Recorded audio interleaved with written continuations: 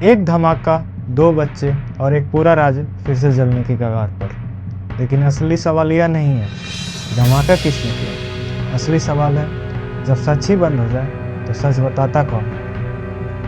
मणिपुर में जब इंटरनेट बंद होता है तो सिर्फ डेटा नहीं रुकता, सच रुक जाता है। और जब सच रुकता है तो अफवाहें शुरू होती हैं। कम्युनिकेशन स्टडीज़ में इसे इंफॉर्मेशन वैक्यूम थ्योरी कहते हैं। सीधा मतलब जहाँ जानकारी नहीं होती वहाँ कहानी बनती। लेकिन यह कहानी अचानक शुरू नहीं हुई। मणिपुर 10% वैली और 90% पहाड़ में बटा है, लेकिन आधी आबादी सिर्फ उस 10% जमीन पर रहती है। सोचो दबाव कितना होगा। ऊपर से कानून आर्टिकल 371 जो कुछ इलाकों को संरक्षित करता है। तो सवाल उठता है क्या यह सुरक्षा है या एक प्रेशर कुकर।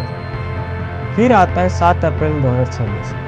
सुबह होने से पहले विष्णुपुर जिले के गांव में एक धमाका होता है। एक 5 साल का बच्चा और उसकी 5 महीने की बहन इस हमले में जान गंवा देते हैं। कोई साफ जवाब नहीं मिलता, बस डर, गुस्सा और सवाल।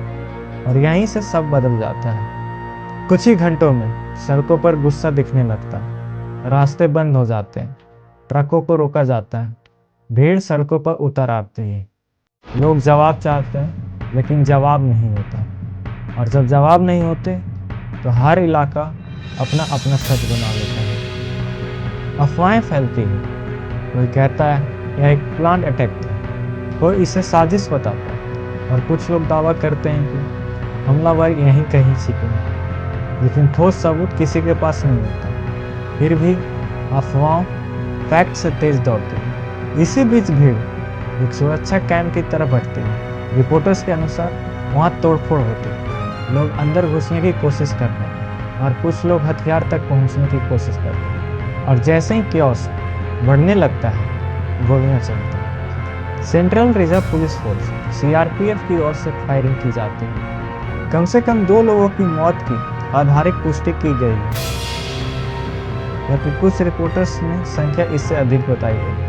अब यह एक साइकिल बन चुका है, पहले घटना, फिर रिएक्शन, फिर एक और हिंसा। जब सड़कें बंद होती है तो इकॉनमी भी रुकती है। सामान नहीं पहुंचता, कीमतें बढ़ती हैं, सप्लाई चेन टूट जाती है और धीरे धीरे एक नई अनौपचारिक इकॉनमी उभरने लगती है जो नियंत्रण से बाहर होती है।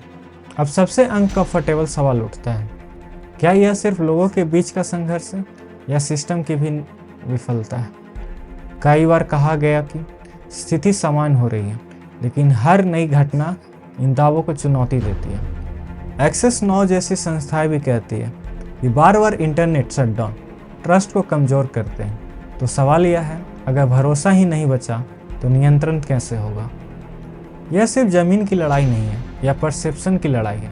जब सच नहीं मिलता तो इंसान डर पर भरोसा करता है, और जब डर फैलता है तो कॉन्फ्लिक्ट खुद को दोहराने लगता है। मणिपुर एक गहरी बात सिखाता है, हिंसा हमेशा गोलियों से शुरू नहीं होती। कभी कभी वह एक मैसेज से शुरू होती है, एक अफवाह से और एक सवाल से। अगर सच तक पहुंच ही बंद हो जाए तो सच तय कौन करेगा। अगर आपको यह वीडियो पसंद आया हो तो वीडियो को लाइक करें, चैनल को सब्सक्राइब करें। मिलते हैं अगले वीडियो में।